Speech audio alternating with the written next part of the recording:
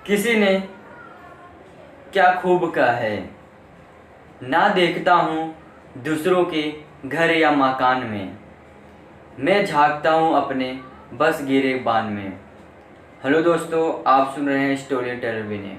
एक छोटी सी कहानी आप सभी के साथ। एक बार एक व्यक्ति जो कि वो बहुत सारे हीरो का व्यापारी था, वह हीरे अपने दुकान से दूसरे दुकान पर ले जाकर बेचता रहता था।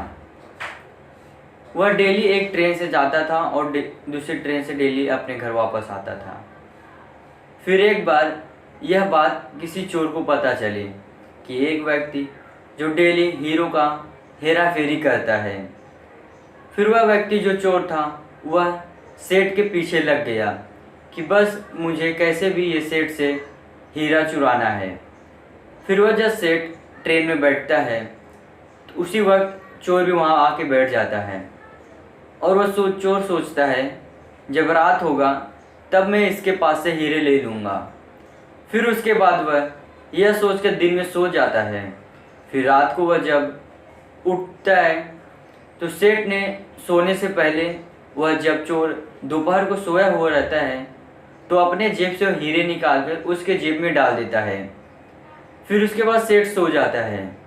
रात के समय हुआ जब वो चोर उठा और सेठ के पास जब वो हीरे ढूंढने के लिए गया तो ऊपर उसके जेब में चेक किया, कई जगह चेक किया। फिर उसके बाद उसको वह हीरे नहीं मिले। फिर वह सो गया। फिर अगली सुबह फिर जब वो ट्रेन में सेठ बैठा, फिर चोर भी आके वहाँ बैठा। फिर उसने सोचा कि रात का समय है, रात को सेठ सोएगा, उसके बाद मैं हीरे निकाल लूँगा। फिर उसके बाद वह चोर सेठ रात को सोने से पहले चोर के जेब में हीरे अपने जेब से निकाल के उसके जेब में डाल देता है। फिर उसके बाद जब रात के समय चोर उठता है फिर सब सेठ के जेब में चेक करने लगता है। फिर उसको भी नहीं मिलता है हीरा। फिर उसके बाद वो परेशान हो जाता है कि हीरा गया तो गया किधर। फिर वो जब सेठ स्टेशन से उतरने लगता है, फिर वो जब बाहर आता है तो चोर उसके पास जाकर पूछता है, मैंने आपके पास से हीरा चुराने की बहुत तकरीबें सोची, लेकिन वो हीरा आपके पास ही रहता है, लेकिन गायब कहाँ हो जाता है। फिर सेठ ने जवाब दिया, हीरे तो तुम्हारे पास ही रहते थे।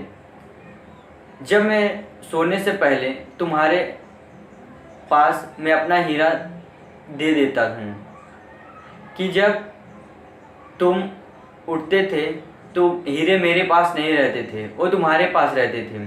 अगर एक बार भी तुम अपने अंदर झांक के देखते तो तुम भी एक पल के लिए करोड़पति बन सकते थे। तुमने मुझ में झांकने की कोशिश की और मुझ में ढूंढने की कोशिश की, इसीलिए तुम्हें नहीं मिला।